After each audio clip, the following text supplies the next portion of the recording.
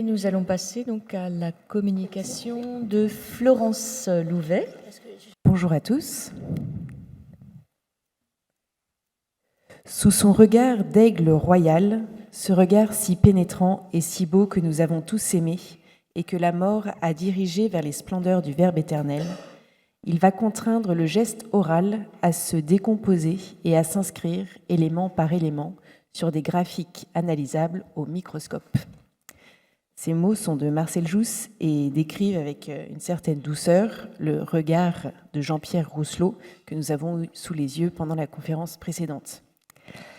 Ceci dit, il n'aura pas toujours ce genre de propos paisibles, car à la fin de sa vie, dans les années 50, lors d'une conférence à la Sorbonne, il se rappelle « Ah, vous avez un rythme terrible, vous faites sauter les appareils !» Et oui, pour Marcel Jousse, c'est que les appareils ne sont pas faits pour enregistrer la vie. Qui est cet homme qui fait sauter les machines de l'abbé Rousselot?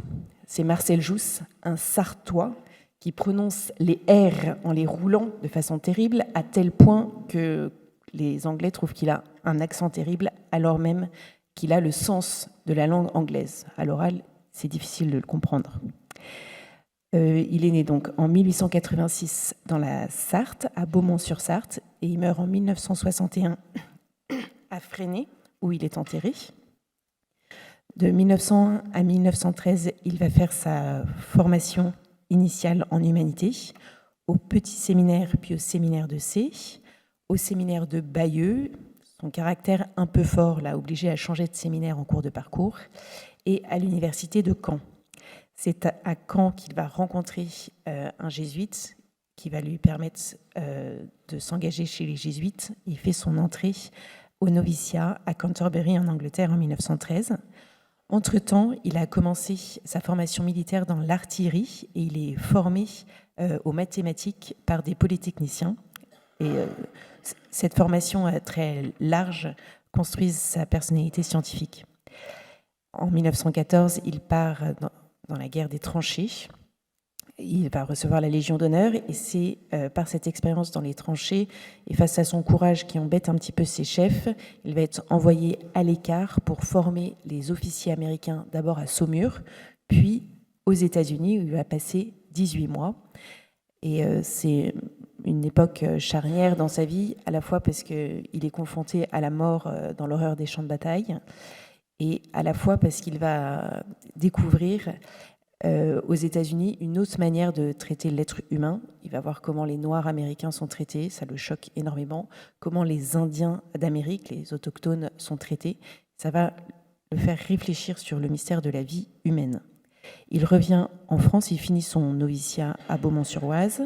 De 1920 à 1922, il finit sa formation scolastique à Jersey. C'est la formation en philosophie, mais qui va lui ouvrir les voies de la psychologie dans lesquelles il va rentrer. Et donc, en 1922, quand il arrive à Paris, il va vouloir approfondir cette science psychologique auprès des maîtres de l'Université de Paris et du Collège de France. Et c'est là, en 1922, qu'il rencontre l'abbé Rousselot. En 1925, il va publier son premier mémoire scientifique. Et donc son premier mémoire scientifique est marqué par le temps qu'il a passé auprès de son maître, l'abbé Rousselot, et de la classe de l'abbé Rousselot, donc Robert de Souza, André Spire, dont on a entendu parler hier, mais également Georges Lott, Hubert Pernaut. C'est tout un univers qui va le former et dont on retrouve les sources dans son premier écrit, qui est donc dédié à la mémoire de son maître de phonétique expérimentale au Collège de France, monsieur l'abbé Jean-Pierre Rousselot. Cette esquisse d'un travail qui l'encouragea est pieusement dédiée. La question qui va nous occuper est de savoir quel est l'impact de la pensée de Jean-Pierre Rousselot sur la pensée de Marcel Jousse, parce que là, on voit que la dédicace parle de piété filiale plus que d'héritage scientifique.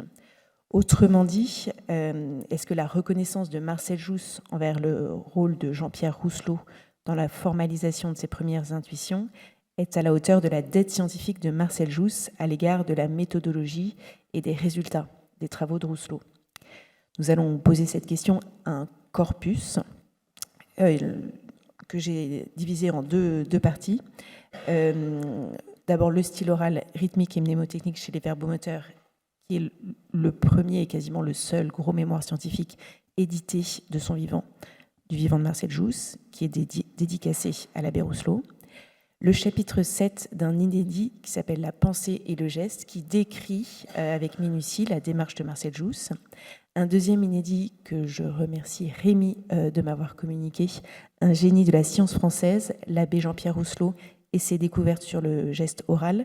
Je pose l'hypothèse que c'est un inédit qui date de cette période parce qu'il s'appelle Études de psychologie linguistique et que tous les inédits de cette période commencent par ce titre. Et ensuite, à partir de 1931 et jusqu'en 1957, nous disposons de 20 000 pages de tapuscrits, des conférences qui ont été données à la Sorbonne, donc c'est des conférences grand public que je comparais aujourd'hui à ce que propose Bellamy le lundi soir une fois par mois. C'est un petit peu le même genre de public qu'il draine le jeudi soir à la Sorbonne. À l'école d'anthropologie, le lundi à 16h, c'est plutôt des médecins. C'est un lieu que je comparais plutôt à l'Institut de philosophie comparée, l'IPC, parce que c'est une école qui à l'époque avait aussi quelque chose un petit peu politique en lien avec la colonisation. À l'école pratique des hautes études, où il est invité par Gogol. Donc c'est le lieu où il va approfondir toutes les problématiques en lien avec la crise moderniste. Et enfin, au laboratoire de rythmopédagogie, il reprend le terme de laboratoire au laboratoire de Jean-Pierre Rousselot. Et c'est un lieu dans lequel il forme les futures maîtresses de maternelle. À l'époque, on appelait les jardinières d'enfants. Ça, c'est donc de là que nous tirons nos sources. Pour développer le plan, je suis partie de 3 citations que Marcel Jousse attribue à Jean-Pierre Rousselot dans son exercice d'enseignement. Donc c'est des citations qu'on ne peut pas trouver dans les livres de Jean-Pierre Rousselot, mais uniquement dans les cours oraux de Marcel Jousse, qui se rappelle que son maître lui avait dit ceci, cela, ou alors même dans le style oral, la première citation, « La phonétique doit prendre pour base non des textes morts, mais l'homme vivant et parlant », et un peu plus loin, dans l'étude scientifique du rythme, tout est encore à faire. C'est des citations de Rousselot dans le style oral qui n'ont pas de référence parce que c'est la transmission orale. Donc on commencera par voir d'un point de vue méthodologique comment Jousse, comme son maître Rousselot, est parti de l'homme vivant et parlant. Ensuite, il y a une citation qui est reprise très souvent par Jousse à différents endroits, le style oral, dans des cours à différentes époques. L'observation attentive de la nature donne toujours au-delà de nos espérances. Et donc on va voir comment est-ce que Jousse a utilisé ou non les instruments de mesure de la caméra au laboratoire de prise de conscience. Et troisièmement, si j'avais votre âge, je reprendrais toute ma technique par la psychologie du geste global. Donc tout ce que Jousse a développé de son propre chef, il le met à l'aune de l'encouragement de Jean-Pierre Rousselot. Donc on va voir comment est-ce qu'il passe du geste laryngo-buccal qu'étudie Jean-Pierre Rousselot au geste global. Partir de l'homme vivant et parlant.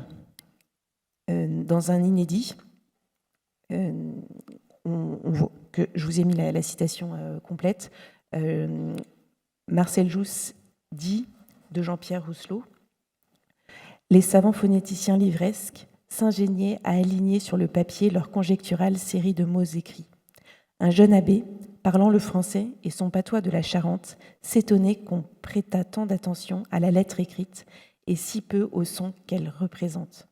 Par un heureux concours de circonstances que d'autres moins bien doués auraient laissé passer inaperçus, il faut amener à interroger non plus le livre mort, mais l'homme vivant et parlant. » Et c'est vraiment ce que Marcel Jousse s'est attaché à faire.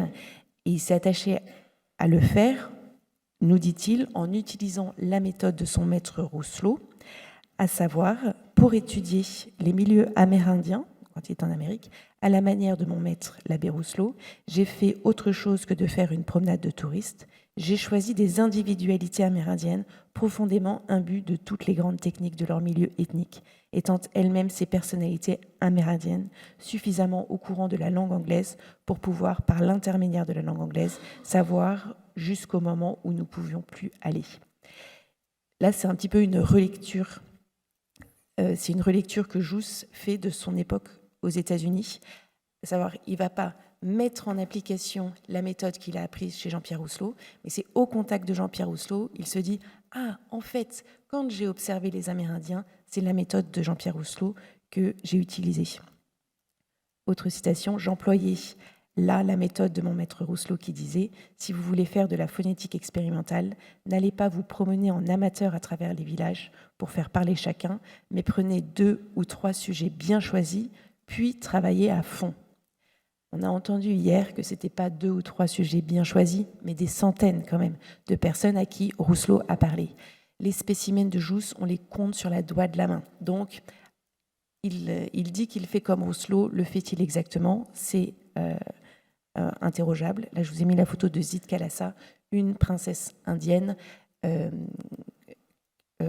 qui a beaucoup inspiré Jousse, justement. Mais c'est le seul spécimen que je connais par son nom. Il y en a d'autres dont il parle, mais voilà.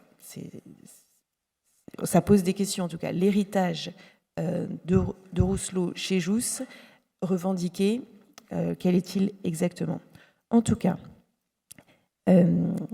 Jousse nous dit qu'il a fait un prolongement de l'étude du geste laryngo-buccal, suppléant le geste corporel et manuel, et il dit que c'est sa découverte. Le geste global, en gros, c'est la découverte de Jousse, mais en faisant ça, nous n'avons fait qu'approfondir les beaux travaux de Rousselot. Et le dernier paragraphe, il précise d'où il est parti pour étudier les lois psychophysiologiques. En effet, depuis les belles découvertes de l'abbé Rousselot, on ne peut plus guère étudier à son bureau, uniquement avec une plume et du papier, comme jadis, ces jeux terriblement complexes de l'énergie vivante et que l'on nommait, par une simplification excessive, le rythme. Et en fait, c'est vraiment le rythme que Jousse va étudier, et il dit d'ailleurs, c'était la citation que je vous avais mis un extrait de la citation, que Rousselot l'avait encouragé à étudier le rythme. Là, il y a des citations sur le rythme qui viennent du style oral qui est une réponse à un article de Loisy sur le rythme dans le Nouveau Testament. Et en fait, on se rend compte que dans le vocabulaire joussien, la notion de rythme désigne la vie. Hier, on disait que Méchonic avait critiqué cette notion de rythme chez Jousse. Ce qu'il critique, c'est le fait que le rythme chez Jousse est une notion physiologique. On voit la définition, là. Notre organisme formé ainsi d'une infinité de rythmes automatiques à périodicité diverses. Donc Méchonic dit, s'il part juste du corps, en fait, on ne peut pas en faire autre chose. Et c'est la critique principale. Chez Jousse, le rythme d'où il part lui permet de décrire la vie qui jaillit. Concrètement, on voit que Rousselot a un rôle de catalyseur dans la pensée de Jousse, parce qu'à son contact, il va pouvoir mettre des mots sur ses premières intuitions que je viens de détailler. On va s'arrêter maintenant sur la place des instruments dans la pensée de Marcel Jousse, parce que là, donc, je vous ai mis à nouveau des extraits de cet inédit où nous lisons « Dégagé de la lettre pour les observations, il y retombait forcément dans la notation. Je n'étais pas satisfait car je ne saisissais pas à mon gré l'objet de mes études. » C'est Rousselot qui parle. « Mes notations phonétiques suffisaient à réveiller mes souvenirs. Qui pourrait les lire comme moi? Et puis, que de choses je n'avais pu noter. J'en appelais à mes maîtres, mais leur embarras augmentait le mien. Chacun d'eux entendait à sa façon. » Et c'est de cette remarque que, sous le conseil de Gaston Paris, dont je vous ai mis la photo, Rousselot va utiliser les appareils. Ça résonne très fort dans l'esprit de Marcel Jousse, parce que lui-même, aux États-Unis, a vu des appareils qui sont le télescope du mont Wilson et les caméras d'Hollywood. Il a été très frappé par ces outils quand il était là-bas. Et du coup, il se dit, je vais pouvoir mesurer les gestes humains grâce à la caméra. Et bon, je passe la citation. En tout cas, quand il met en place au début sa méthode de travail qu'il appelle la psychologie du geste, il dit « Nous savons où nous allons, tout est enregistrable dans ce que je vous ai dit. La métaphysique ici n'a rien à voir, les mots ne doivent avoir rien à y voir. Nous avons affaire à des gestes enregistrés et enregistrables. » Et ce, grâce à la caméra. Ça, c'est vraiment le début du chemin de Jousse. Mais en fait, au début, effectivement, en 1926, par exemple, il est invité à un colloque au Palais Corsini à Rome par la Société des Américanistes. Il projette un film sur le langage des Amérindiens qu'il commente. Au début de son enseignement à la Sorbonne, il va proposer un film sur le langage des sourds-muets à Larnay qu'il commente. Quand il va aller donner ses cours à Jersey, pareil, il fait une projection. C'est très nouveau comme méthode de travail, mais il ne prend que des films faits par d'autres. Et ça continue jusqu'en, on va dire, en 1937. Après, on n'a plus du tout de traces de l'utilisation du film ou même de la caméra dans les enseignements de Jousse. Et il va finir par justifier sa méthode en développant cette notion du laboratoire de prise de conscience qu'il va développer en plusieurs étapes que je vais vous épargner. Donc d'abord laboratoire personnel et ensuite laboratoire de prise de conscience. Nous allons donc entrer dans ce formidable laboratoire de prise de conscience. Nous, non, je vais entrer. Et vous, vous allez entrer dans notre laboratoire.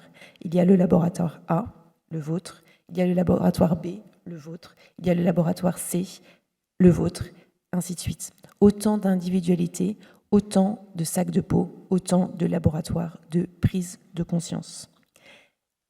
Il remplace l'outil extérieur par l'outil intérieur et il va même aller jusqu'à justifier son parti pris par une citation qu'utilisait très souvent son maître Rousselot. « Chez tous ces savants de premier ordre, pourtant, ils se butent naturellement à la grande loi psychologique inéluctable, nihil est in intellectu, quod prius non fuerit in sensu.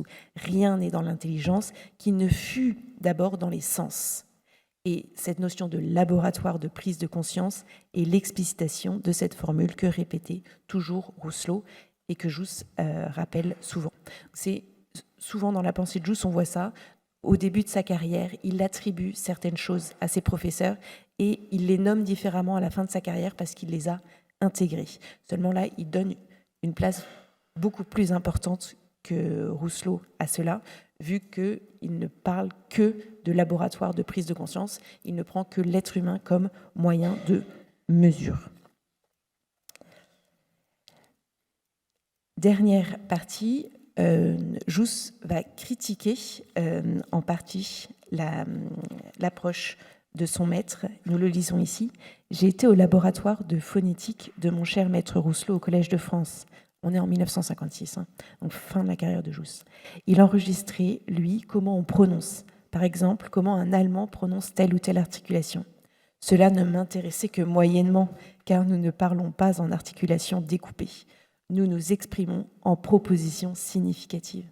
Vous voyez, entre la dédicace pieusement dédiée du style oral à cette critique de 1956, l'avis de Jousse a un petit peu évolué.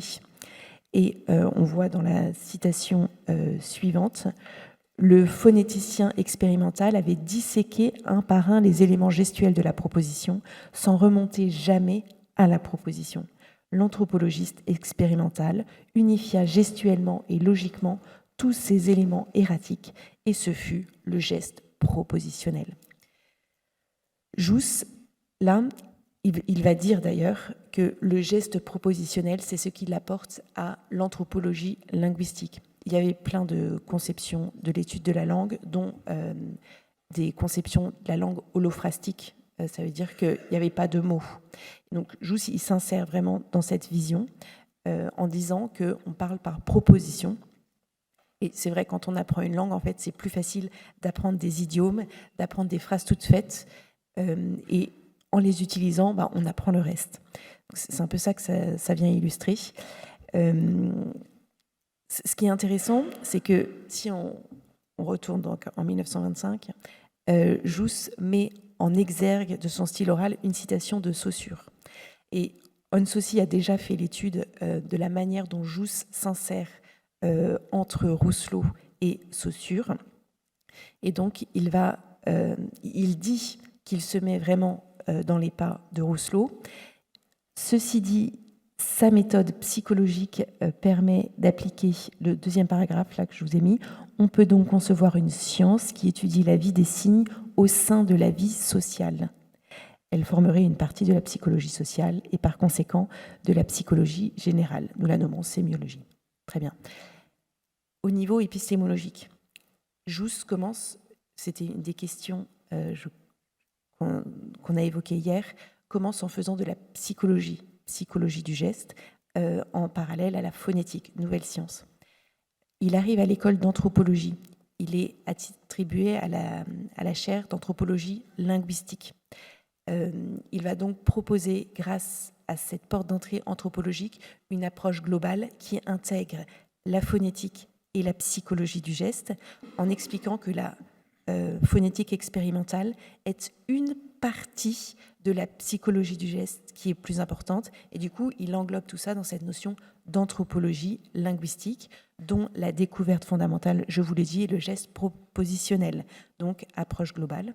Et en fait, nous, je ne sais pas si effectivement vous connaissez l'anthropologie du geste de Marcel Jousse. Nous connaissons Jousse aujourd'hui par cet intitulé du livre édité par Gabriel Baron de manière posthume.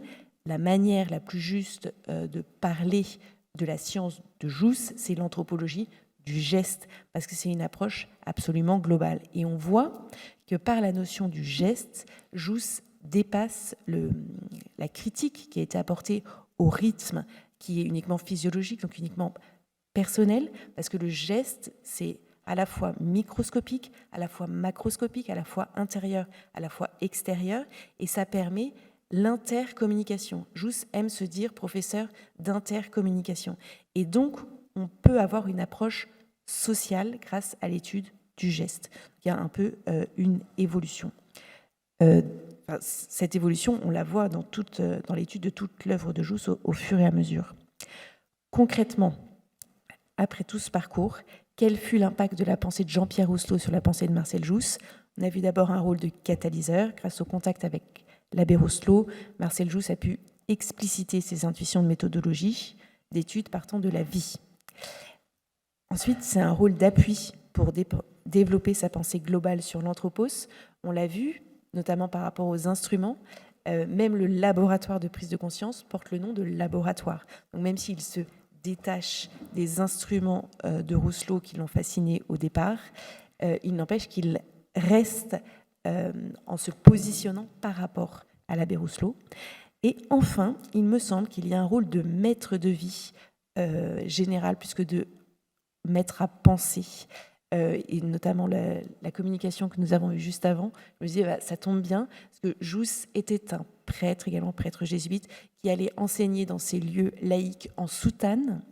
Il n'était pas toujours en bon rapport avec ses frères jésuites, c'est un peu de sa faute aussi, parce qu'il avait un sacré caractère, mais il y a beaucoup de choses similaires, et je pense qu'il aspirait à une reconnaissance universitaire que Rousselot a eue à la fin de sa vie, on l'a vu. Jousse ne l'a pas eu pour d'autres raisons. Ceci dit, pour conclure, je vous propose une petite ouverture à l'heure de l'intelligence artificielle. On peut se demander dans quelle mesure les machines peuvent non seulement mesurer, mais reproduire la vie qui traverse l'être humain. En langage joussien, est-ce que la complexité du laboratoire de prise de conscience est reproductible de manière artificielle?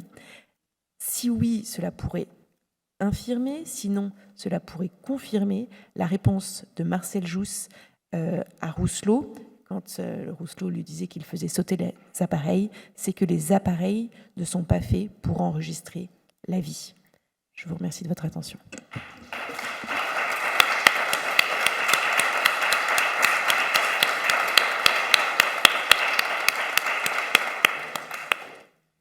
Un grand merci pour cette passionnante communication de l'évolution des idées de Rousseau à travers la vie de Marcel Jousse. Est-ce qu'il y a des questions ?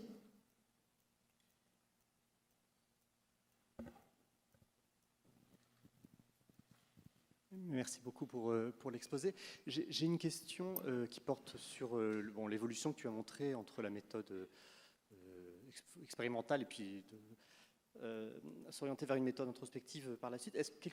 Penses-tu, quelle est la part des paramètres institutionnels sociaux? Tu sais qu'évidemment, il y a le moment où ils transforment ils veulent créer le musée du geste et de la parole, ils disent ça ne marche pas, etc. Est-ce que tu penses que c'est vraiment un choix de Jousse, enfin, qui s'est fait un peu par défaut ou pas? Est-ce que c'est vraiment une volonté ou est-ce que c'est le fait, justement, ce que tu as dit, qu'il a été isolé, qu'il n'avait pas le laboratoire, qu'il n'a pas eu de position pour développer ce qu'aurait pu être une anthropologie du geste outillée, qui fait qu'il s'est orienté vers l'introspection, ou est-ce que c'est quelque chose de plus... Moi, je pense que c'est parce que sa méthode de travail, c'est la lecture. Et en fait, il a eu des amis qui lui ont permis d'enseigner à la Sorbonne, qui ont payé les locations des salles, qui ont fondé une association pour le soutenir. C'est pas du tout lui qui s'est occupé de faire transcrire ses cours, c'est ses amis. Parce que lui, quand il va chez ses frères jésuites jusqu'en 1937 pour enseigner à Jersey, j'ai les plans de cours que lui a fait à la main, mais personne ne s'est occupé de transcrire rien du tout, tout le monde s'en fichait. C'est ses amis qui ont travaillé pour lui. Il aurait eu des amis qui lui auraient fait les films, qui auraient trouvé les appareils et tout, il aurait utilisé ce travail. Mais lui, ce qu'il sait faire et qu'il fait jusqu'à la fin de sa vie, c'est lire.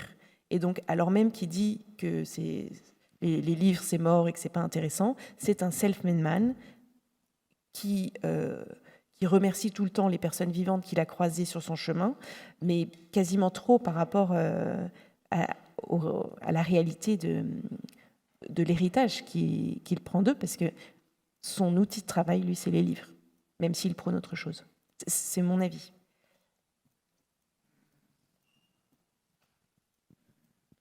D'autres questions ?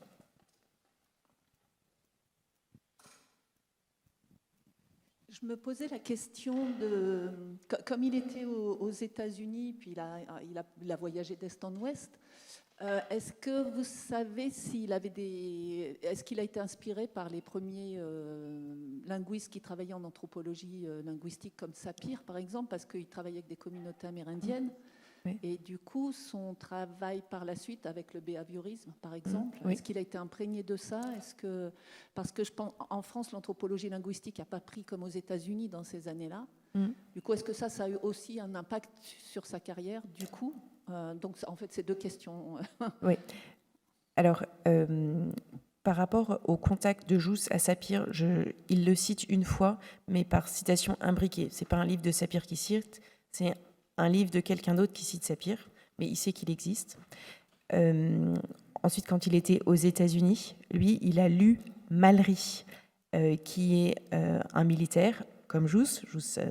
Jousse présente d'ailleurs le style oral sous sa tenue de militaire, de façon très étonnante, mais parce qu'il s'identifie à Mallery, qui a envoyé d'abord une communication en Amérique, un peu partout, pour demander que toutes les personnes qui ont eu des contacts avec les Indiens d'Amérique rapportent leurs notes. Et lui, il a fait une synthèse en comparant le langage des signes des Indiens d'Amérique avec le langage des signes des sourds-muets. Et il fait notamment un parallèle avec une étude des gestes des Italiens. On utilise un peu les mêmes gestes, tout ça. Il fait toute une étude comparative. Donc, Jousse, sa source en Amérique, ce qu'il a découvert dans la bibliothèque de Georgetown, c'est ça. C'est ce livre-là qu'il va citer plusieurs fois. Il ne va pas y avoir tout à fait accès quand il reviendra à Paris, mais il l'aura par source interposée. Et ensuite, dans les années 30, vers 1937, il y a une édition qui va être préparée, donc il l'annonce. Il a sa collaboratrice qui parle anglais, qui a pu lire le livre en anglais, mais c'est ce livre-là qui est sa source. Ensuite, comme il était aux États-Unis, il va être imprégné de l'ambiance. Et quelle est cette ambiance? C'est une ambiance où il y a des anthropologistes, et c'est pour ça, on dit comme ça en anglais, c'est pour ça que lui, il se dit anthropologiste quand il arrive à l'école d'anthropologie à Paris, et pas anthropologue, comme nous dirions. Voilà, parce que le mot n'existe pas, donc il est précurseur sous ce rapport-là, oui. Qu'est-ce qu'il voit là-bas? Qu'est-ce que c'est l'anthropologie là-bas? C'est l'étude des squelettes. Et de fait, si vous prenez toute l'histoire de la fin du 19e, eh ben, vous avez d'abord la création du musée d'anthropologie à Philadelphie, le premier. Je salue donc mon collègue qui vient de là-bas. Mais aussi Chicago, mais aussi Houston, mais partout, New York. Ils ont tous leur musée d'anthropologie où on vous expose des squelettes. Et c'est de là que Jousse se démarque en disant on va étudier l'homme vivant. On va pas faire de l'anthropologie à l'américaine, on va faire du français. L'anthropologie française dynamique. Et il est très fier de sa présentation, mais il se démarque de Broca, parce que quand il arrive dans les couloirs de l'école d'anthropologie, là, juste à côté de la station Odéon, eh bien, il voit des crânes, il voit des os. Donc, il veut faire différemment. L'ambiance qui l'imprègne, c'est cette étude de la langue donc des Amérindiens, cette étude de la langue des gestes. C'est ça qu'il rapporte des États-Unis. Et au niveau épistémologique, il propose un déplacement en revenant. C'est les seuls éléments que j'ai. Et si vous voulez un élément de plus par rapport à l'école behavioriste, ça n'est pas Jousse, mais une de ses élèves, qui s'appelait Gabrielle Baron, qui a écrit c'était un devoir pour valider son diplôme à l'école d'anthropologie, qui s'appelle Anthropoïdes et Anthropos, ou quelque chose comme ça, où elle étudie une étude qui a été faite sur un chimpanzé qui grandissait en même temps qu'un enfant. Et par cette étude de l'étude des Kellogg en Amérique, elle va toucher du doigt toute cette école behavioriste. Mais c'est son élève qui l'a fait, par Marcel Jousse. Marcel Jousse, quand il y fait référence au travail de cet élève. Mais souvent, si vous pouvez voir aujourd'hui des livres sur Marcel Jousse, enfin, des études précises, on pense que c'est Jousse qui a écrit ça. Mais non, c'est son élève. Merci. Merci beaucoup. On a encore un petit peu de temps pour quelques questions. Il y a une question devant. Oui. Une curiosité. Est-ce qu'à l'époque, les liens avec l'Angleterre étaient développés au sein de l'Église catholique? Pour moi, ça n'allait pas de soi pour un séminariste. Oui, alors c'est une très bonne question. Canterbury, puis Oui, Jersey. parce que, alors, c'est très marqué dans la vie de Marcel Jousse. En 1905, quand il rentre au grand séminaire à C, il vit les expulsions du bâtiment, donc il change de bâtiment. Et il est en plein dans la crise de séparation de l'Église et de l'État. Il le vit de plein fouet quand il est en France, mais il est dans le système diocésain. Donc là, c'est juste, il change de bâtiment en France. Et comme ça se passe mal dans ce diocèse, il va dans le diocèse d'à côté, ça reste là. Quand il décide d'aller chez les jésuites, eh bien, il va à l'étranger parce que ça fait déjà plusieurs années que les jésuites ont organisé leur formation à l'étranger parce qu'ils n'ont pas le droit de former en France, c'est la première chose. Et Non, après l'expulsion des Jésuites, avec l'Angleterre, bon, qui n'est pas typiquement catholique, il y avait des liens.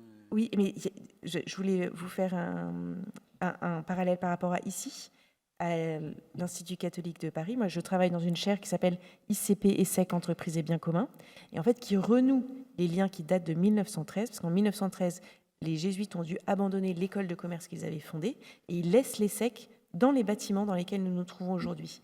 Et en 1973, ils vont construire des bâtiments à Cergy, donc les liens vont se distendre un petit peu. Mais il n'y a pas que la formation des séminaristes ou des jeunes jésuites qui est externalisée, donc envoyée à Canterbury ou à Jersey selon l'étape de formation, mais c'est toutes leurs œuvres qui demandent une délocalisation. Et Jousse parle justement du lien avec l'anglicanisme et des différences de foi sur la présence réelle et tout ça. Je voulais vous demander s'il y avait des relations avec Wilhelm Wundt en Allemagne, parce qu'il a créé le laboratoire de psychologie expérimentale qui avait une méthode basée sur l'introspection et qui s'est intéressé aux gestes, et les gestes des langues des signes, bien sûr, et les gestes d'Italie. Oui. À partir de l'étude de Jorio sur les gestes napolitains. Est-ce qu'il y a une relation avec lui? C'est amusant parce que Rémi m'avait indiqué un livre qui en parlait justement.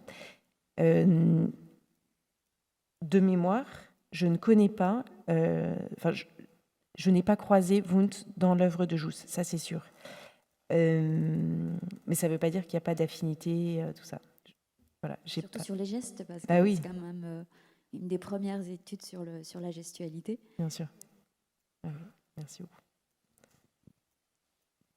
Merci beaucoup. Je pense qu'on va pouvoir clore cette session. Un grand merci à nos deux intervenants. Et puis donc, il y a encore une question, si c'est encore possible. Non, je voulais prendre la suite. Je voulais vous demander qu'est-ce qui rapproche Jousse de la psychologie? Parce que parallèlement à la phonétique expérimentale, il y a la psychologie expérimentale qui se développe à la même époque. Et nous savons qu'il y avait à cette époque une porosité entre disciplines qui a disparu après avec la spécialisation des secteurs et des domaines. Alors lui, il y arrive comment? Parce qu'il fait une sorte de synthèse. Exactement. Il y arrive Merci. contre la métaphysique. Parce qu'il découvre la psychologie à Jersey par son maître, qui s'appelle de la Vessière, dont il parle à plusieurs reprises, et il explique que pendant les cours de psychologie, c'était le seul élève à suivre, parce que les autres faisaient leur devoir de métaphysique. Et donc lui, il choisit la psychologie parce qu'il ne veut pas faire de métaphysique. Il choisit la psychologie parce qu'il ne veut pas faire du Saint Thomas. Donc quand il arrive à Paris, il va voir les maîtres qui vont l'aider à approfondir ce filon qu'il a découvert et qui vont lui permettre d'étudier l'homme vivant et de développer ses intuitions qu'il a eues quand il était aux États-Unis. Parce que, en fait, aux États-Unis, il raconte, quand il est là-bas, il a 30 ans, l'été, là, en juillet, et l'été où il a 30 ans là-bas, il va au Mont Wilson. Et donc, il a ses machines, il est fasciné, il a eu toute cette formation mathématique, il serait capable de faire ça, d'étudier les étoiles, et vraiment, il aurait été bon là-dedans. Mais il a été tellement travaillé par le mystère de la vie qu'il choisit, il raconte ce drame qu'il a vécu, il choisit d'étudier l'homme vivant. Et donc, comme la voie royale, c'est la psychologie qu'il a découvert à Jersey, il va suivre ce filon. Mais lui, l'expérience... Il n'a jamais été chimiste, on va dire. Les expériences en laboratoire telles qu'on les entend aujourd'hui, c'est pas son truc. Un grand merci, et merci encore aux deux personnes.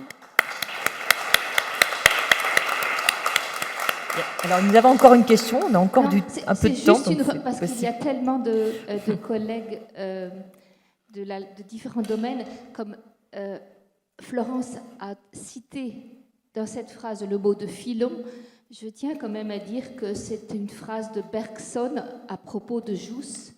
Jousse, il a trouvé un filon. C'est une confidence de Bergson à l'élève commune qu'ils ont, qui est Lydie Adolphe, qui était conservatrice